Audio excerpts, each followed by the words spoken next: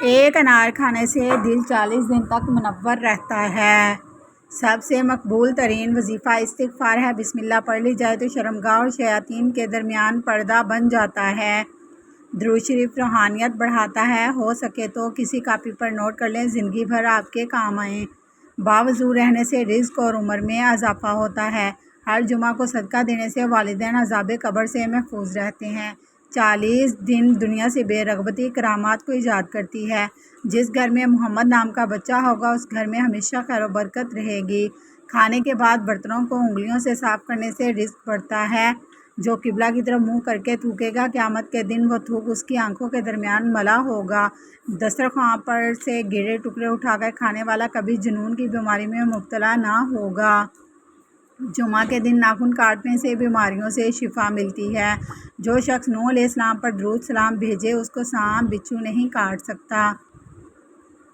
جنت میں ایک نہر ہے جس کا نام ہے۔ جو شخص اس کی آواز سننا چاہیے وہ اپنے دونوں کانوں میں انگلیاں ڈال کر سن لے۔ یہ حضرت عائشہ رضی اللہ تعالیٰ عنہ سے روایت ہے۔ زیتون کی مالش بدن پر کرنے سے شیطان 40 دن تک دور بھاگتا ہے۔ ہر مہینے کے پہلے 3 دن شہد چاٹنا بڑی تکلیف سے محفوظ رکھتا ہے۔ جو شخص نہار منہ 7 عدد کھجور کھائے گا اس پر کبھی جادو اثر نہیں کرے گا۔ جو چیز یقین کامل کے ساتھ اللہ کے سپرد کر دی جائے وہ کبھی چوری نہیں ہوتی۔ جو دن میں گناہ نہیں کرتا اسے رات میں مصلی پر کھڑے ہونے کی توفیق ملتی ہے۔ جو دن میں گناہ کرے گا وہ رات کو تہجد نہیں پڑھ سکتا۔ پاؤں سن ہو جائیں تو درود پاک پڑھنے سے فوراً ختم ہو جاتی ہے۔ کھڑے ہو کر شلوار پہننا انسان کو سنگدل بناتا ہے۔ والدین کی طرف دیکھنے سے نظر میں اضافہ ہوتا ہے۔ بھولی ہوئی چیز کو یاد کرنے کے لیے درود شریف پڑھیں۔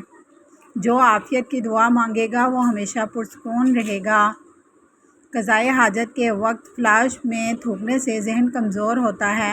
جو چیز یقین کامل کے ساتھ اللہ کے سپرد کر دی جائے وہ کبھی چوری نہیں ہوتی۔ جو دن میں گناہ نہیں کرتا اسے رات میں مصلی پر کھڑے ہونے کی توفیق ملتی ہے۔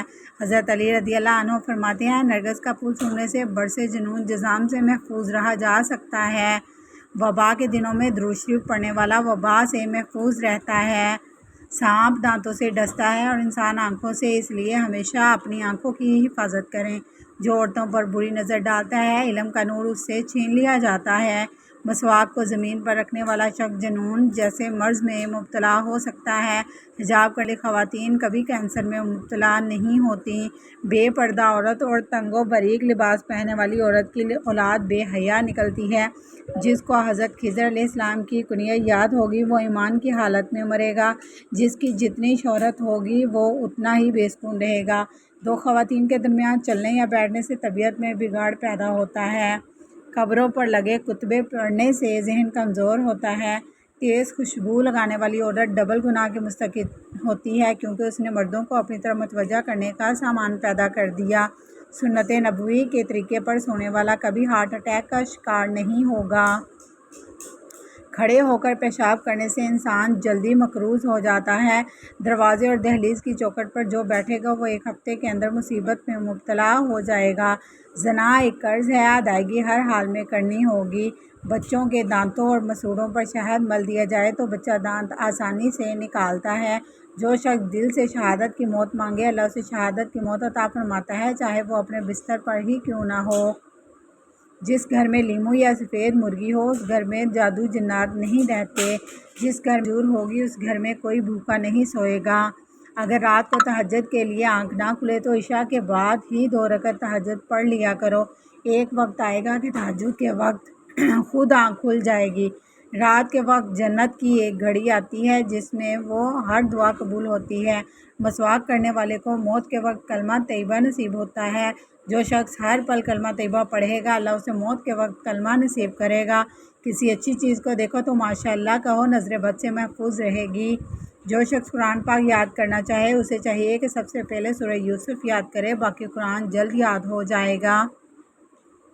دعا مومن کا ہتھیار ہے اور ہر وظیفے سے مؤثر رات کو کسی وقت اٹھنا چاہیے اور آنکھ نہیں کھلنی چاہیے۔ 3 مرتبہ اپنا خود کا نام پکار کر کہیں کہ مجھے فلاں آپ کا ہمراز آپ کو ٹھیک وقت پر جگا دے گا۔ سانپ کو مارنے سے پہلے 3 بار اسے گھر سے نکل جانے کا کہیں، وہ پھر نہ جائے تو اسے مار دیں۔ منہ سے ناخن کاٹنے والا برڈ سفید داغ کی بیماری میں مبتلا ہو جاتا ہے۔ جس کا دل سخت ہو وہ مساکین کے سر پر ہاتھ پھیرا کرے، یتیموں کو کھانا کھلائے، چھوٹی شہد کی مکھی اور ہدہد جیسے جانداروں کو کبھی نہ مارے۔ جو شخص مسجد کی صفائی کرے گا اس کی شادی جلدی ہوگی اور نیک بیوی ملے گی۔ کھیرا اور کھجور ایک ساتھ کھانے سے دوسرے لوگ صحت مند ہو جاتے ہیں۔ صدقہ بلاؤں کو ٹالتا ہے۔